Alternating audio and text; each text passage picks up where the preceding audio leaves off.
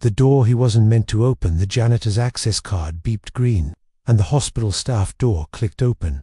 Alden Ward, CEO of Halcyon Industries, slipped from the shadows, careful not to make a sound. The woman, slight, hunched under a second-hand coat, didn't look back. Her black work shoes squeaked faintly as she moved down the dim hallway. She was supposed to be heading home. Her shift at the office had ended over 2 hours ago, but instead of boarding the usual bus, she'd walked 5 blocks and entered the city's oldest hospital through the side entrance, the one employees used. Alden shouldn't have followed her. CEOs don't tail janitors. But something about her didn't make sense. He'd watched her silently for weeks, always early, never late. She worked hard, said little, and refused every bonus offered, even at Christmas. One night, he passed by her on the lobby stairs and offered to help carry a bucket she was struggling with. She flinched, avoided eye contact, and muttered something about getting used to weight. That moment stayed with him. Her name was Mariah Beckett. Her personnel file was sparse. No emergency contact, frequent address changes, and a paycheck routed to an unusual local credit union that mostly served homeless or unbanked individuals. It was nothing illegal, but it raised quiet flags. Alden wasn't the kind of man who acted on gut feelings. He dealt in facts, contracts, mergers. But tonight, he was running on instinct. He trailed her through the long corridor until she disappeared behind a pale blue door marked Pediatric Recovery. The hallway was quiet, lit only by the faint glow of machines behind glass walls. Nurses whispered at a distant station.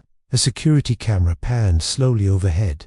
Then she entered room 112. Alden crept closer and stopped just outside the door. Through the rectangular glass panel, he saw her silhouette, gently peeling off her coat, brushing crumbs from a plastic chair, and leaning over a child's bed. A small hand reached up. She took it with both of hers. His breath hitched. It was a boy no older than 6 or 7. His face was pale, thinned by illness. A plastic oxygen mask clung to his small lips.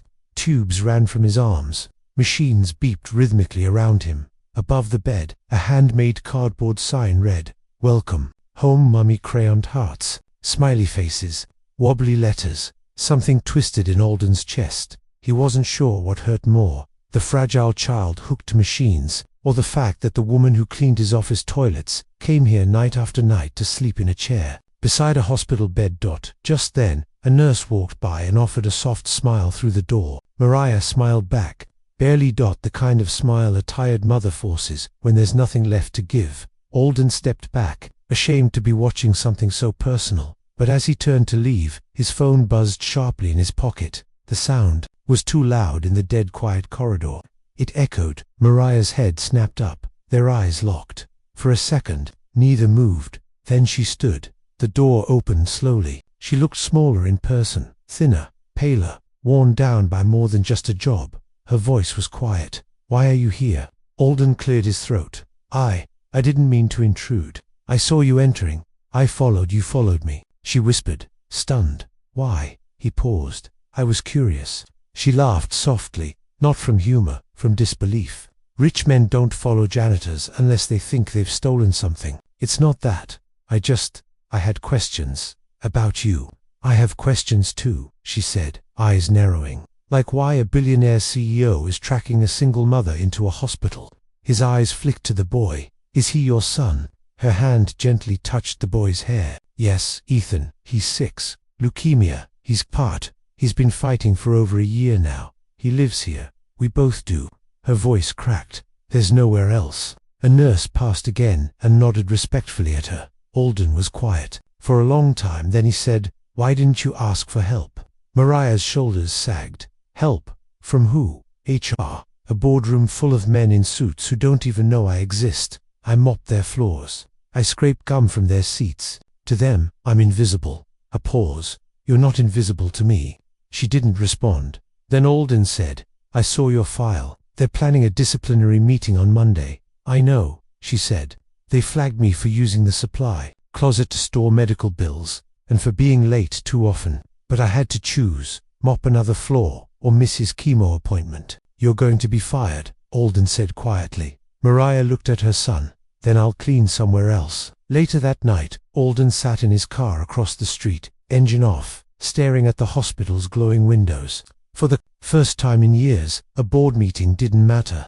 Neither did market shares or quarterly targets. What mattered was a woman no one noticed, a child no one saw, and a choice Alden would have to make very soon, one that could either protect his company's image or change this woman's life forever. But what he didn't know was that someone else already knew about Mariah's secret, someone from inside his own company, and they had very different plans. The whisper behind the office door. The Monday board meeting began with the usual chatter: finance projections, staff retention slides, sustainability targets. Alden Ward didn't hear a word of it. He sat at the head of the long glass table, nodding absently while his thoughts remained back at room 112. The oxygen tubes, the handmade sign, the child's pale fingers clutching Mariah's hand. He'd barely slept since that night. Everyone around the table wore suits worth more than Mariah's monthly wage. Not one of them knew the truth about the woman who vacuumed under their feet. Next on the agenda, said HR Director Janice Houghton, clicking her remote, is a termination review. Employee Mariah Beckett, janitorial staff, flagged for multiple irregularities. The screen lit up with her file. Alden's breath tightened. Janice continued, "We've had timecard inconsistencies, unauthorized use of the company's supply room for personal storage, and suspected misuse of sick leave. We recommend immediate dismissal. There's no union representation needed for her level." The screen showed her ID photo, tired eyes, forced smile. Alden raised a hand, paused that. Janice stopped. Everyone turned. He looked at the boardroom full of executives, their expressions blank. "I want her file closed," Alden said calmly. Janice blinked. "Excuse me, terminate the review. She keeps her job." "But Mr. Ward, this violates our internal," I said. "Close it." Murmurs erupted. One executive whispered, "Is she a whistleblower or something?" Janice pressed again. "May I ask why?" Alden stood. "No, you may not." Then he left the room without another word. Back in his office, Alden stared at the skyline, but saw only a small boy in a hospital bed. He didn't know what he was doing. He only knew this woman didn't deserve to be crushed by the same system that pretended to support her. His phone buzzed. A text. "Unknown number. You protect her. But do you even know who she really is?" Alden's blood ran cold. He typed, "Who? Is this no response?" He reread the message. Once, twice. What did it mean? Was someone watching him? Had they seen him at the hospital? The knock on the door made him jump. It was Laura, his executive assistant. "Mr. Ward, there's someone here to see you. Says it's about one of our janitors." She wouldn't give her name. He frowned. "Send her in."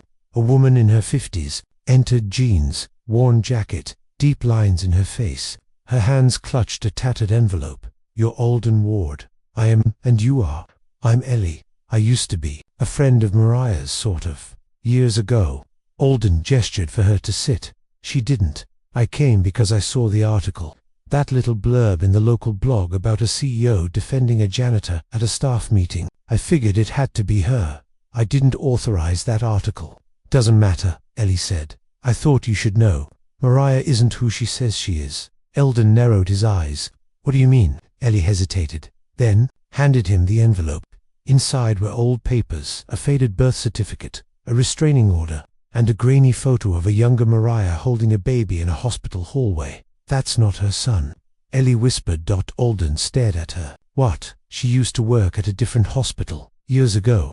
Same thing, always cleaning, always helping the sick. But one day, a child's mother died during surgery. The family abandoned the baby. Social services were called, but before they could get there, Mariah vanished." Alden stared at the documents, the photo, the name, the child. The timelines matched. "Are you saying she took someone else's baby?" "I'm saying she ran, disappeared, and now she's here with that boy, calling him her son." Alden sat slowly, heart racing. If this was true, Mariah was hiding far more than he realized. Ellie stood at the door. "Whatever you're planning to do for her, be careful. You don't know the whole story." And then she left, just as quickly as she'd come. That evening, Alden drove back to the hospital. He didn't go in. He sat across the street again, this time watching not just with sympathy, but doubt. Inside, Mariah was spoon-feeding her son, smiling faintly, reading from a worn storybook. A nurse leaned in to hug her. She laughed softly. She looked like a mother. She acted like a mother. But was she? His phone buzzed again. Unknown number. Still thinks she's innocent. He looked up again at room 112. This time something was taped to the window. A drawing. In crayon dot. It was of Mariah, holding hands with Ethan under a bright sun. A stick figure of a man with a question mark hovered nearby. Alden stared at the picture, and suddenly, he wasn't sure who the question mark was meant to be.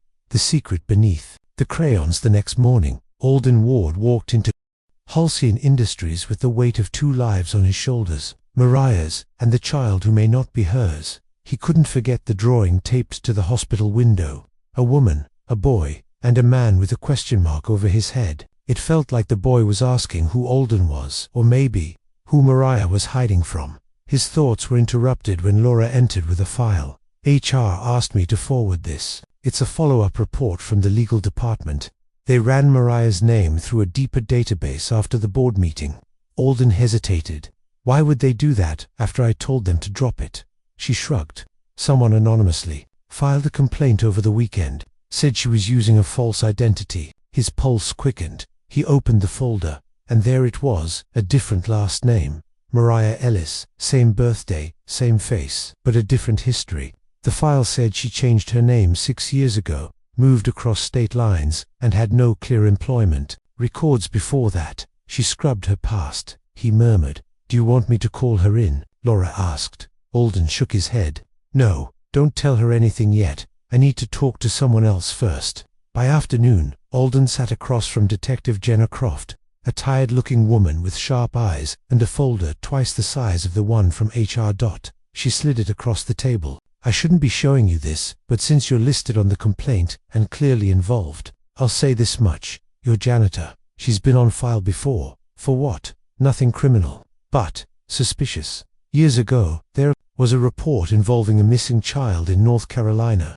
A nurse at a hospital disappeared the night after a 6-year-old's mother died from complications. There was no formal kidnapping charge, because the boy had no next of kin. Social services dropped it after 3 months. The case went cold, but the nurse's name." She tapped the file. Mariah Ellis. Alden leaned back, eyes closed. "So, she did take him?" "No, not exactly. There's no proof she broke a law, but she left with a child that technically belonged to the state. It was wrong, yes, but maybe not in the legal sense. She raised him like her own," Alden whispered. "And that's the part you have to decide how to feel about."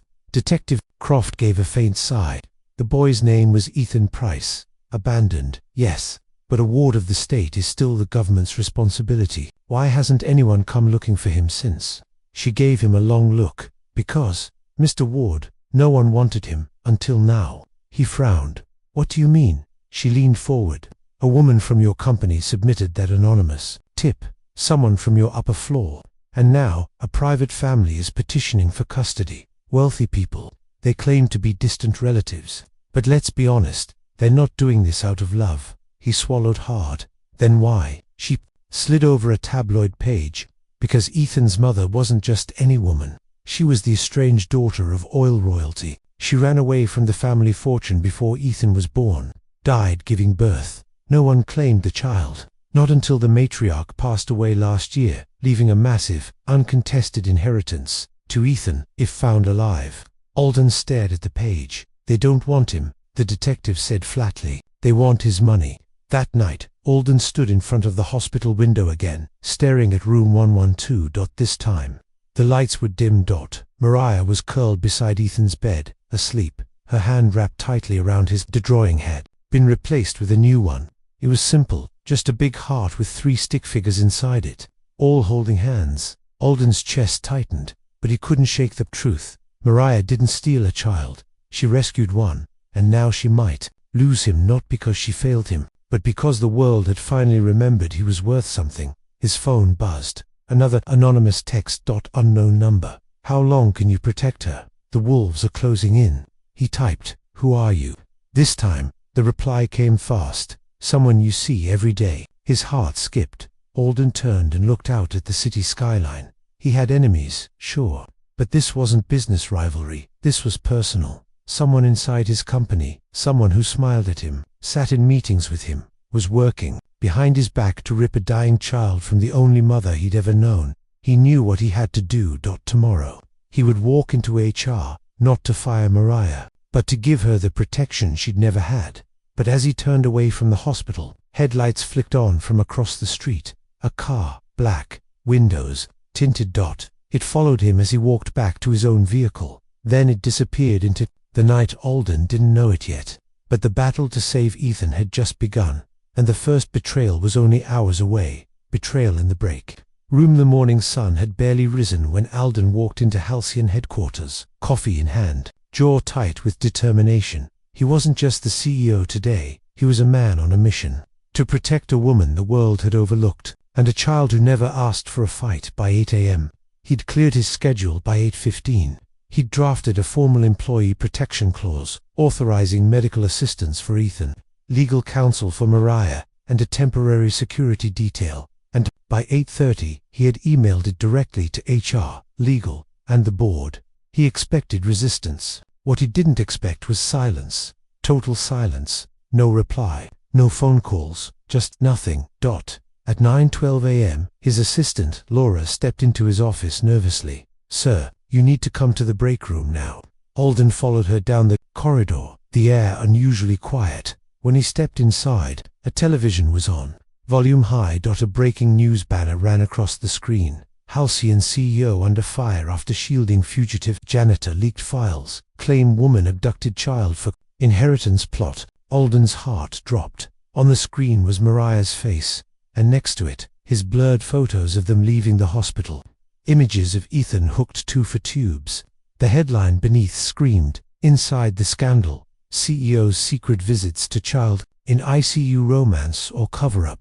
Employees stared at Alden as whispers spread through the room like wildfire. He stepped closer to the screen. A reporter spoke rapidly. Sources from within Halcyon Industries claimed the CEO ignored multiple warnings about the janitor's background, including potential identity fraud and child endangerment.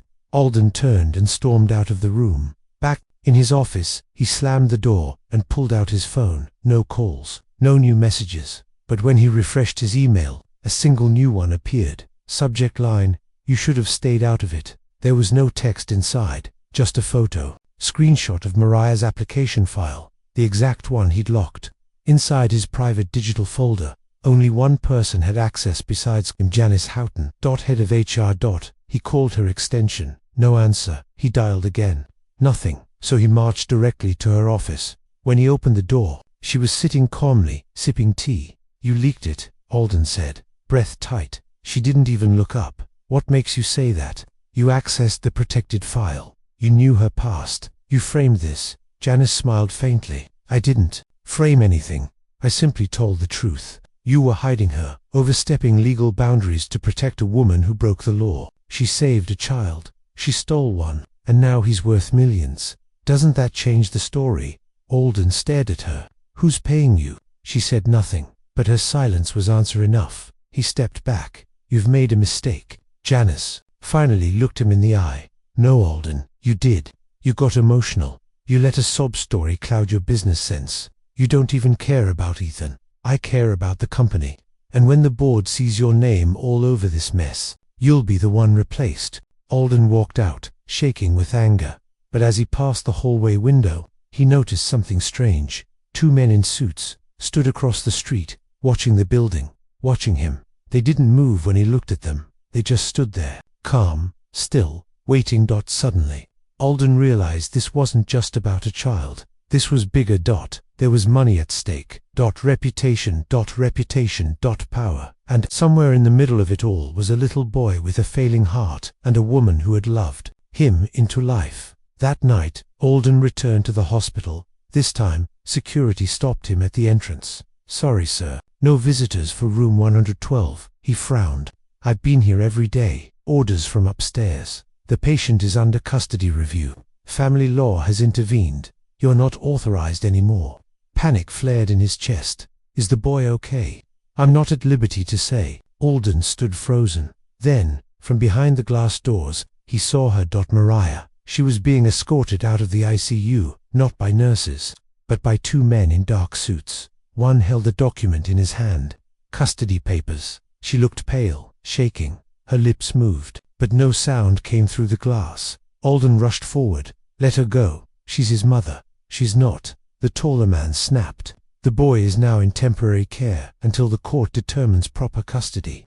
Mariah turned to Alden, tears streaking down her cheeks. "They're taking him," she whispered. "Please, please don't let them." But the elevator doors closed, and she was gone, back home. Alden stood in his dark penthouse, phone in hand. He dialed the one person who could still help. "Jenna Croft, it's Alden. They took Ethan there, trying to erase her. I need to fight this." The detective sighed. "Then you better be ready for a war. Because the people behind this," she paused, "they don't lose easy." Alden walked to the window far below. The city sparkled with indifferent lights. He thought of Ethan's drawing, the 3 stick figures holding hands, a mother, a son, and a man with a question mark. He wasn't a question anymore. He was the one who had to fight.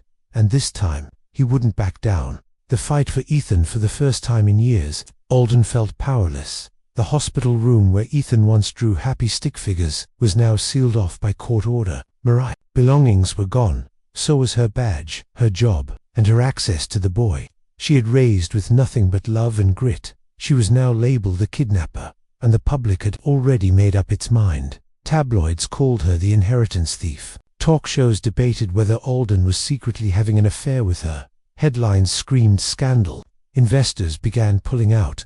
The board scheduled an emergency vote to consider removing Alden as CEO. But Alden didn't care about the money. He cared about Ethan.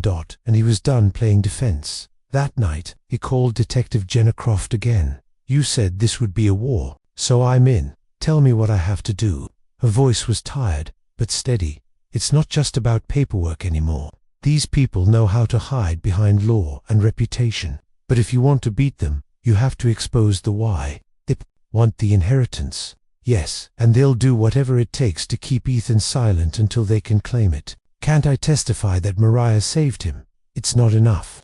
You need proof, something that shows her intent was never selfish, something that paints her as a mother, not a thief." Alden's eyes narrowed. "Then we find it." The next day, Alden showed up on Mariah's doorstep, or rather, the small one-bedroom apartment she had quietly rented above a laundromat. She opened the door slowly, eyes hollow from days of crying. "You shouldn't be here," she whispered. "Everyone thinks you're with me. They'll destroy you too." "I don't care," he said, "but I can't do this without you." Mariah looked up, startled. "You want to help me?" He stepped inside. The place was bare, just a fold-up table, a mattress on the floor, and dozens of Ethan's drawings taped to the wall. One caught his eye, a picture of Mariah in a nurse's uniform, holding baby Ethan. She followed his gaze. "He used to ask where he came from. I told him. I found him when no one else wanted him." Alden pointed at the drawing. "Did you keep anything from back then? Papers, records, anything?" She hesitated. Then she moved to a shoebox under her bed. Inside was a small photo album. She handed it to him with trembling hands. "He had nothing," she said. "No visitors, no name on his bassinet. No one cared. I was the only one who sat with him during my night shifts." She turned to a page with a faded photo. Mariah, holding infant Ethan in a hospital room. "He had pneumonia when he was 3 months old," she whispered. "I stayed up all night holding him. I wasn't even on shift, but I couldn't leave him." Alden flipped the photo over. On the back, in her handwriting, were the words, "If love makes me guilty, then I'll carry the blame forever." He looked at her. "You just gave me what we needed." By morning, Alden stood on the steps of the courthouse. Cameras flashed, reporters swarmed, and standing next to him was Mariah. She looked terrified, but Alden held her hand firmly behind them. Detective Croft arrived, holding a new file, one she had pulled from hospital archives in North Carolina. She handed it to the press. Proof that Ethan was abandoned. Proof that the state closed his case without follow-up. Proof that Mariah Ellis didn't kidnap a child. She rescued him from dying alone in a hallway crib.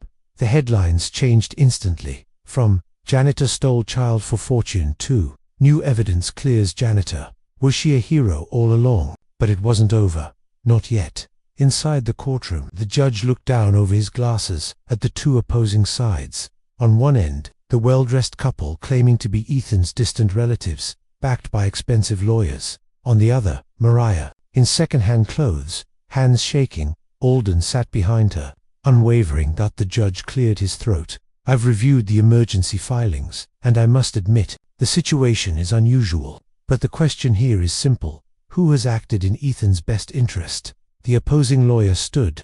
Your Honor, our clients are blood relatives. They can provide a stable, privileged future. Privilege doesn't raise a child, Alden cut in. Standing suddenly, the judge frowned. Mr. Ward, you're not counsel, I know, but I am a witness. He looked directly at the judge. I've watched this woman scrub floors at night and raise a sick child by day. She has no money, no title, no family name, but she gave Ethan a life no one else even considered giving him. She didn't know about his inheritance. She just knew he needed love. He placed the photo album on the table, and this is the proof. Not paperwork, not bloodlines, but heart. The courtroom fell silent. Even the judge looked moved. He picked up the album, he turned a few pages, and finally said, I will render my decision after one final review. The gavel hit the wood. Court was adjourned, for now. Outside, as they stood on the courthouse steps again, Mariah looked at Alden. Do you think I have a chance? He smiled softly. Double quotes, no. I think you already won. But even as he said it, a man stepped out from the shadows. Janice Horton's lawyer. He handed Alden an envelope. What's this? He opened it. Inside was a confidential memo. Halcyon board meeting. Emergency session. Vote to remove CEO. Alden Ward. Scheduled for tomorrow morning. Alden looked up at the lawyer. They're coming for both of you, he said. Are you ready to lose everything? Alden folded the envelope slowly, then said, without blinking, if it means Ethan gets to stay with his mother, then I already have everything I need. But in the shadows, someone else was watching, smiling, waiting, because, even as Alden and Mariah stood united, the final blow had not yet come, and it would strike when they least expected it. The last word. The boardroom was silent. 12 executives sat around the long glass table, papers in front of them, eyes cold and calculating. At the head of the table, Alden stood straight, hands steady, as the chairman looked him over one last time.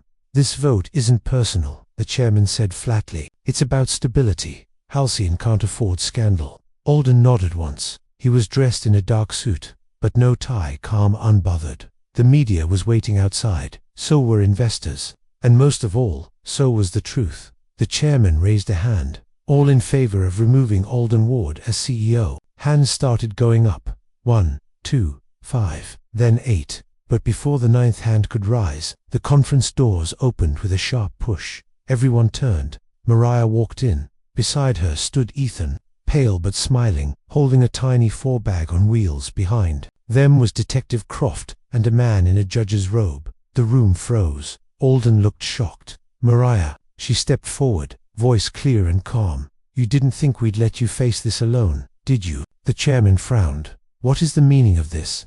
Detective Croft held up a court order. Legal emergency ruling. This man, she pointed to Alden, has been granted temporary legal guardianship of Ethan until custody is finalized. The court recognizes Alden as a moral protector in this matter. Gasps rippled through the board. The judge stepped forward, and further, a judicial injunction prevents this board from taking retaliatory action related to this case. Any vote to remove Mr. Ward based on media scandal or public backlash will be in direct contempt of court. The chairman's face turned pale. But this is our company. No, Alden interrupted. This company was built to matter, to lead with purpose. And if protecting an abandoned child and the woman who saved him threatens your bottom line, maybe I'm not the one who's lost perspective. Silence. Then the judge turned to Mariah and smiled softly. I also came to give you this. He handed her an envelope. Mariah opened it slowly. Her hands shook. It was a final custody decision. She read the words once, then again. Tears filled her eyes. She looked at Alden. It's over. He stepped closer. You won. She nodded. I'm his mother, legally. Finally, Ethan let go of her hand and ran to Alden. The boy didn't say a word. He just hugged him, and Alden knelt to his level. You okay, buddy? Ethan nodded then. Softly the boy whispered something. Alden froze. He pulled back, looking into Ethan's eyes. What did you say? Ethan looked up again, lips trembling, then whispered, Thank you, Dad. The entire boardroom went still. Alden didn't move. His throat tightened. He had been called many things in his life. CEO, investor, strategist, but never this. He smiled, blinked hard, and whispered back, "You're welcome, son." 2 weeks later, the storm had passed. Halcyon's stock had dipped, then soared after a public statement cleared Mariah of all wrongdoing. The public had rallied behind her. News outlets changed their tone. She became known as the Mother of Grace, the janitor, who raised a sick child with nothing but faith and love. Mariah didn't return to cleaning floors. Instead, Alden gave her a new position, Director of Compassion, initiatives overseeing medical aid programs for underprivileged employees and their families. Her first act, ensuring no Halcyon employee would ever be denied emergency help again. One evening, in a quiet park, Alden sat on a bench, watching Ethan chase fireflies near a fountain. Mariah joined him, handing him a cup of coffee. "You okay?" she asked. He nodded. "Better now." They sat in silence. Then Mariah spoke softly. "You didn't have to risk everything." "I didn't risk anything," Alden said. "I finally gained something real." She looked at him, unsure. Then he added, "You saved him. And in a way, you saved me too." Mariah smiled gently, and her eyes misted. Ethan ran up to them, holding a paper. "Look," he said proudly. "It's us." He had drawn 3 people. Again, this time, no question mark. Just Mom, Dad and me, written under each figure. Alden looked at the drawing, then at Ethan, then at Mariah. He realized this wasn't just a happy ending. It was a new beginning, and for the first time in his life, Alden Ward didn't feel like a man climbing higher. He felt like a man finally coming home. The end.